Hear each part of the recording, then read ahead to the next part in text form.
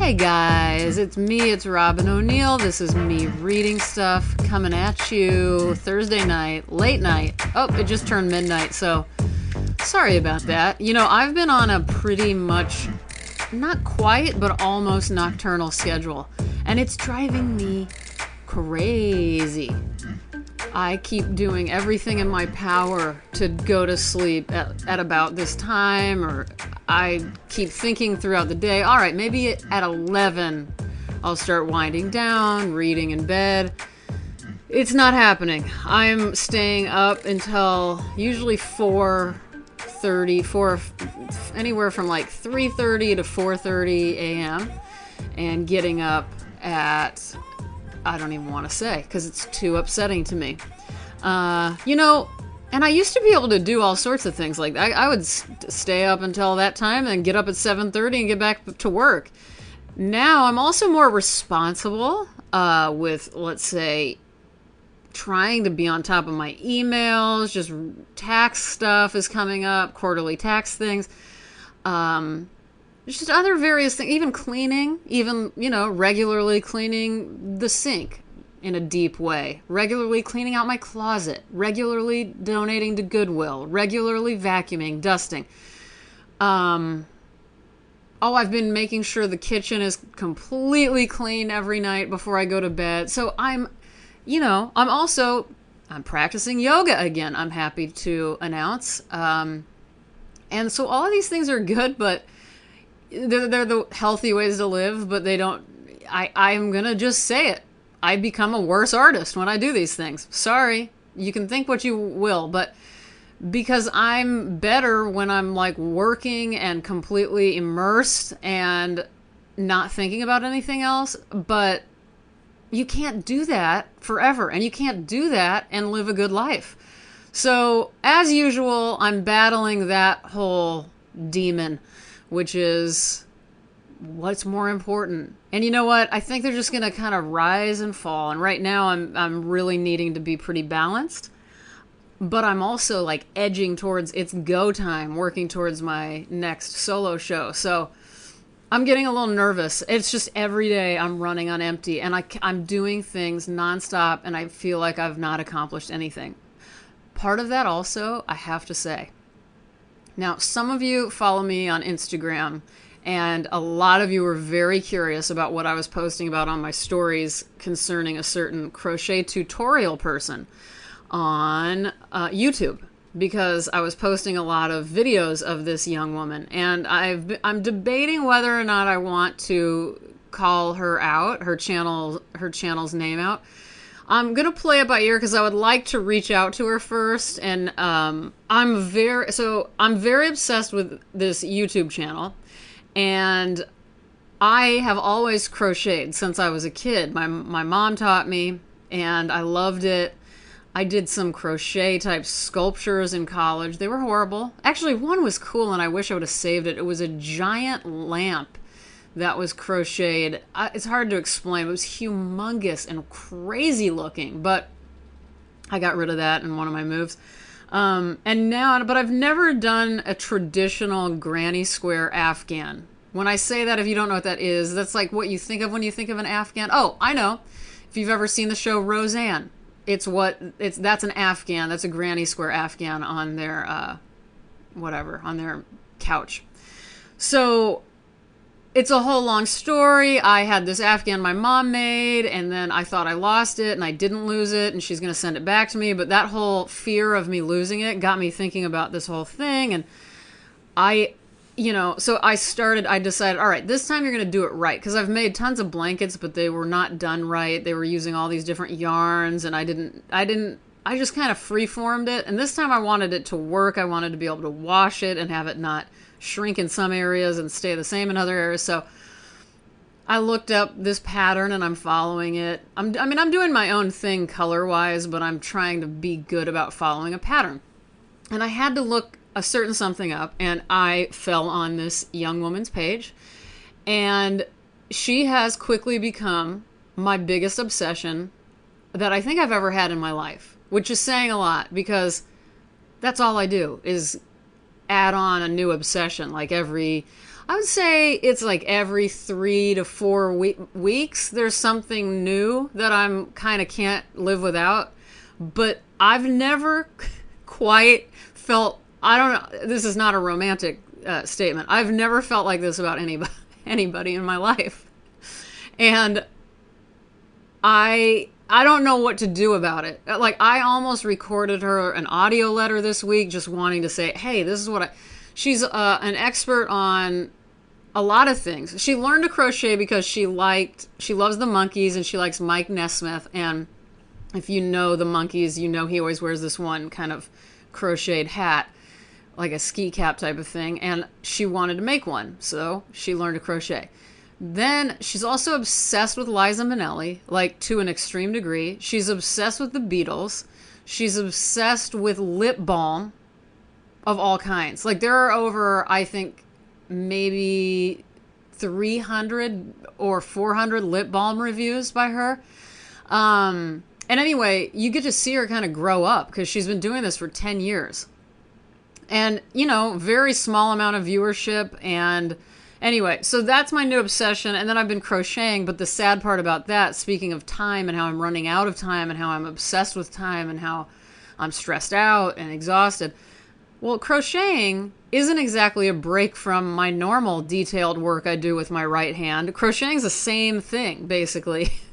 So I love how I picked something. You know, what I should have picked is like join a softball tournament or go swimming or volunteer somewhere where I'm not just using my right hand in a clinched, detail-oriented way. But no, I'm just doing some more tiny little detailed stuff. So it's a mess, but that's what I love.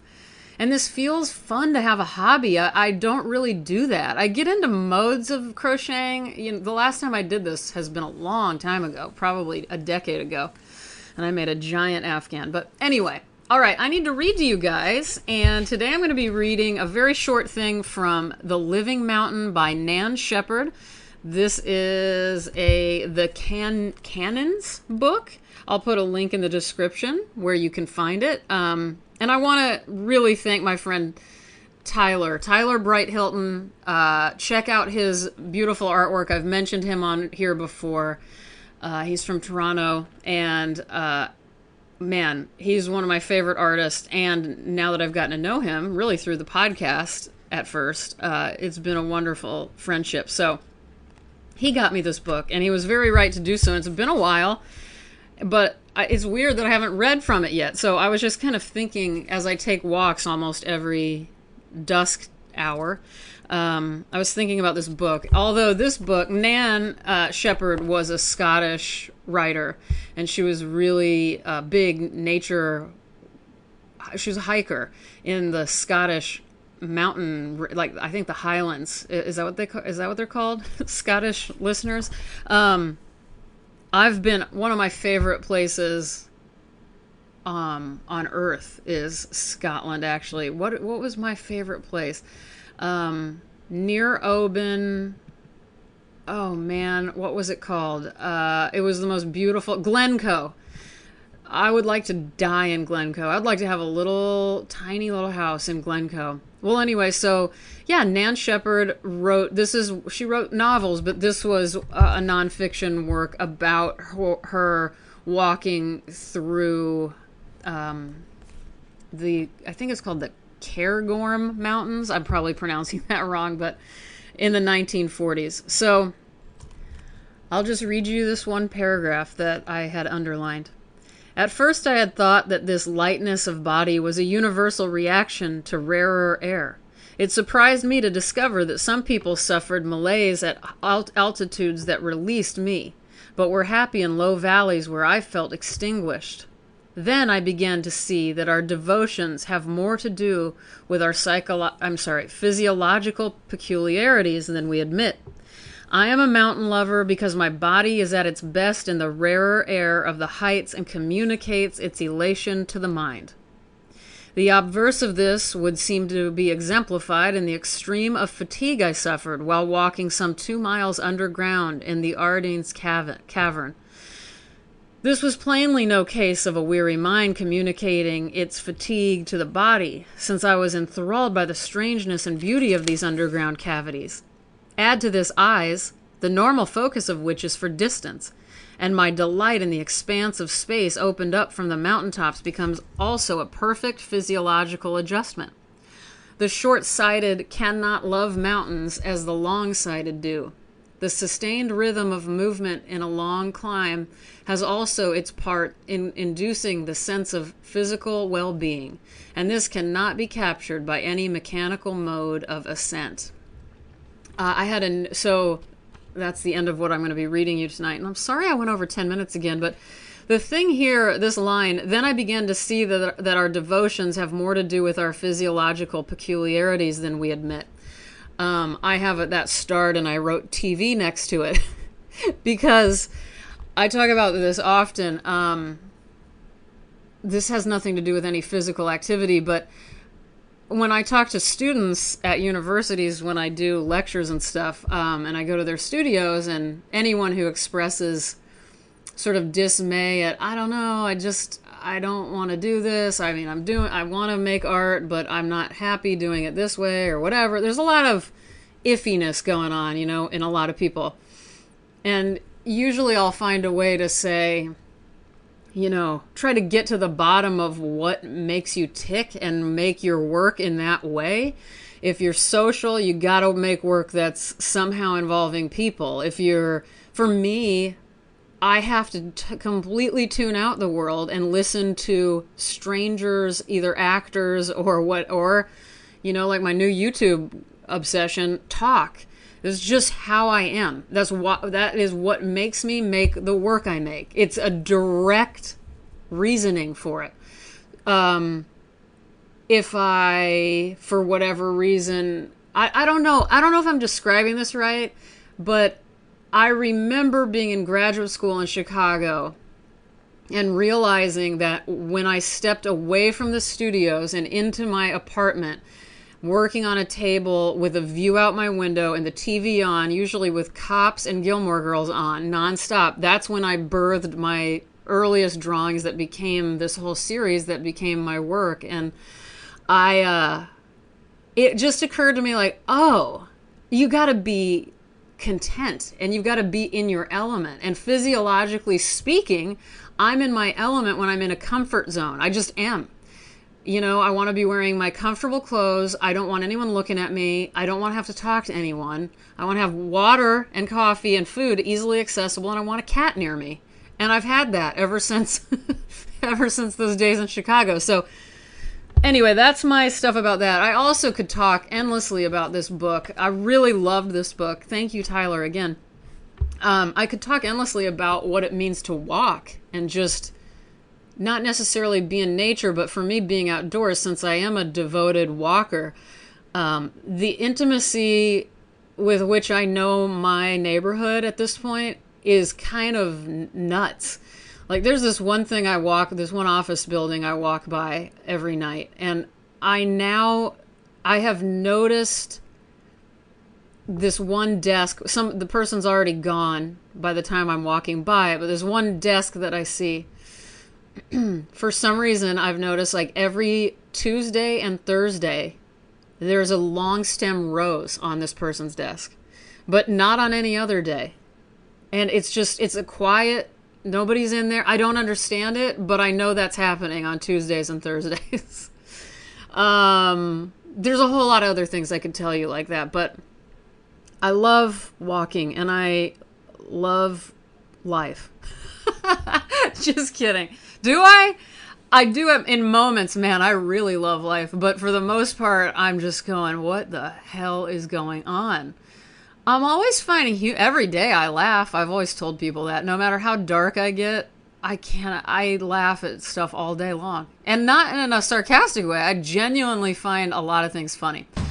All right. First of all, this is the end. We've gotten to the end of this episode. I wanted to say, excuse me, thank you to Wendy RC1. Okay, she got on Apple Podcasts and took the time to write a review of this podcast, and it made my day. Thank you, Wendy. First of all, I already love you, Wendy, because your name is Wendy.